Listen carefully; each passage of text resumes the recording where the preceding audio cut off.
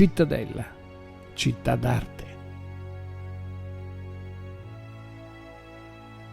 La fondazione di Cittadella risale al XIII secolo, ma il suo territorio vanta una storia molto più antica. Sono infatti evidenti le tracce lasciate dagli antichi romani che occuparono il Veneto sul finire del III secolo avanti Cristo.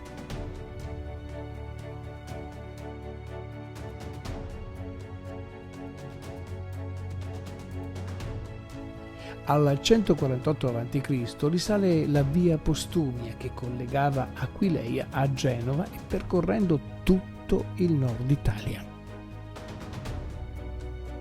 La costruzione di Cittadella avvenne per volontà di Padova, che entrando in conflitto con Vicenza e Treviso costruì appunto questo borgo fortificato progettato da Benvenuto da Carturo.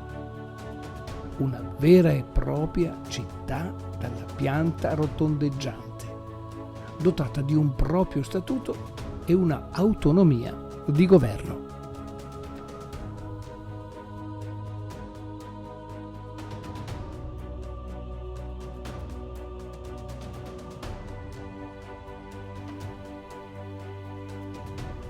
Non solo quindi un presidio militare per la città di Padova, ma anche un importante centro amministrativo.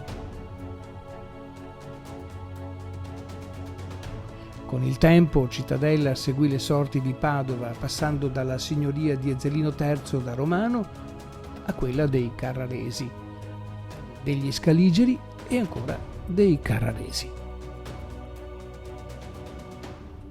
Ecco a voi Cittadella, una città d'arte.